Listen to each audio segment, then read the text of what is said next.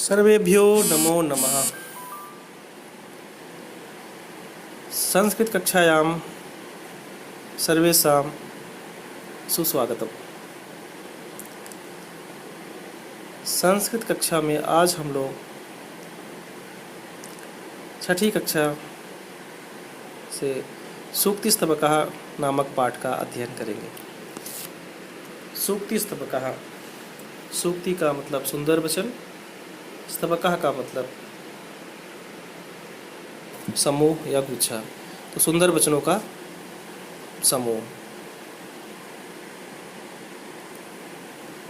तो आइए श्लोक देखते हैं।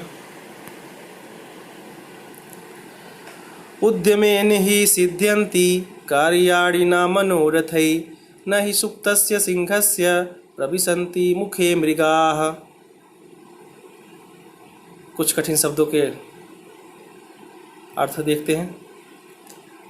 तो उद्यमेन का मतलब परिश्रम से, सिद्ध्यन्ति सफल होते हैं, मनोरथ ही मन की इच्छा से, सुप्त सिंह से सोए हुए सिंह के, सिंहा शेर, मृगाः हिरण या पशु, मुखे मुख में। इसका अन्वय देखते हैं। यथा सुप्तस्य सिंहस्य मुखे मृगाः न हि प्रविशन्ति, तदैव कार्याणि उद्यमेन हि सिद्ध्यन्ति, मनोरथैः न सिद्ध्यन्ति। आइए इसके अर्थ की तरफ बढ़ते हैं। अर्थात जिस प्रकार सोते हुए शेर के मुख में मृग स्वयं ही प्रवेश नहीं करते हैं, उसी प्रकार कार्य परिश्रम से ही सफल होते हैं, इच्छाओं से नहीं।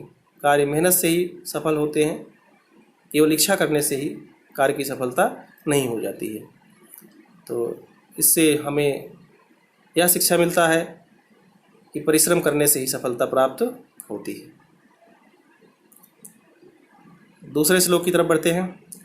पुस्तके पठितः पाठः जीवने नैव साधितः, किं भवेत् तेन पाठेन जीवने यो न सार्थकः। कुछ कठिन शब्दों के अर्थ जानते हैं।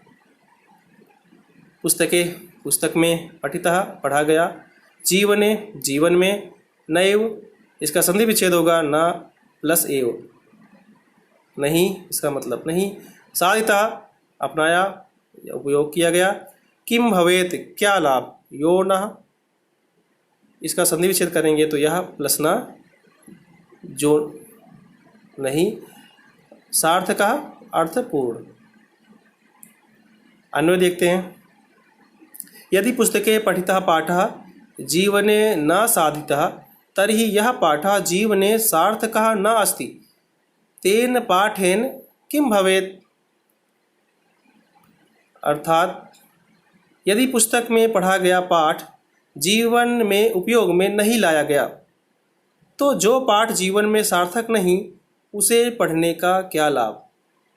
मतलब अगर हम पुस्तक पढ़ करके उसके पाठ को जीवन में उतारा नहीं है, अवतरित नहीं किया है, उसको जीवन में प्रयोग नहीं किया है, तो उस पाठ को पढ़ने से कोई लाभ नहीं है। इससे शिक्षा क्या मिलती है? पुस्तक में पढ़ी हुई बातों को जीवन में अवश्य अपनाना चाहिए। तीसरे श्लोक की तरफ बढ़ते हैं। प्रिय वाक्य प्रदानेन सर्वे तुष्यन्ति मानवाः, तस्मात् प्रियं हि वक्तव्यं वचने का दरिद्रता। कुछ कठिन शब्दों के अर्थ जानते हैं। प्रिय वाक्य प्रदानेन, प्रिय वाक्य बोलने से, सर्वे का मतलब सभी, तुष्यन्ति संतुष्ट हो जाते हैं, तस्मात् इस कारण से, इसलिए, वक्तव्यम बोलना चाहिए, वचने बोलने में, का दरिद्रता कंजूसी क्यों हो।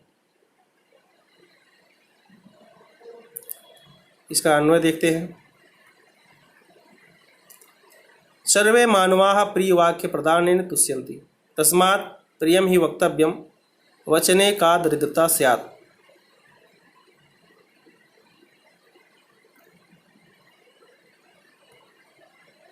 अर्थात सभी मनुष्य प्रिय वाक्य बोलने से संतुष्ट हो जाते हैं, अतः प्रिय वचन ही बोलने चाहिए। मधुर वचन बोलने में कंजूसी क्यों की जाए, अर्थात उदार होकर मधुर वाणी का अधिकाधिक प्रयोग करना चाहिए। इससे हमें क्या शिक्षा मिलता है कि मीठे बोल सबको प्रसन्न रखने का एकमात्र सरल साधन है।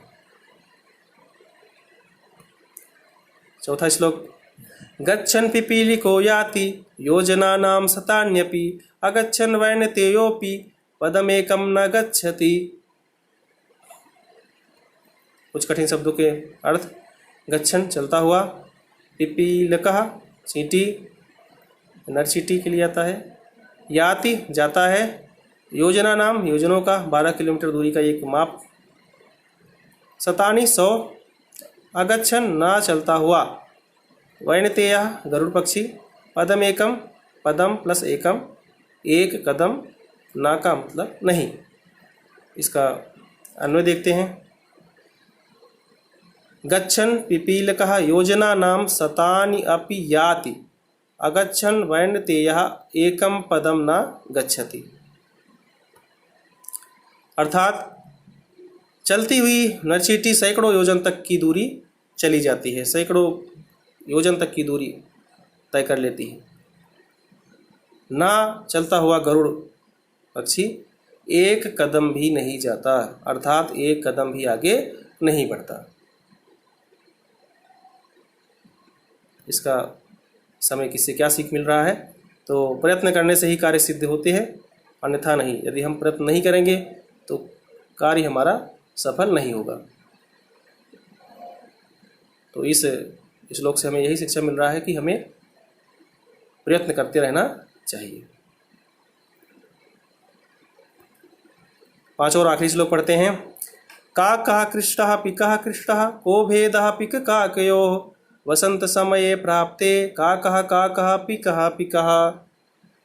कुछ कठिन शब्दों के अर्थ, काकः कौवा, कृष्णः काला, पिकः का मतलब कोयल, भेदः अंतर, पिक काकयो कोयल और कौवे के मध्य, वसंत समय प्राप्ते वसंत काल आने पर, वसंत समय आने पर।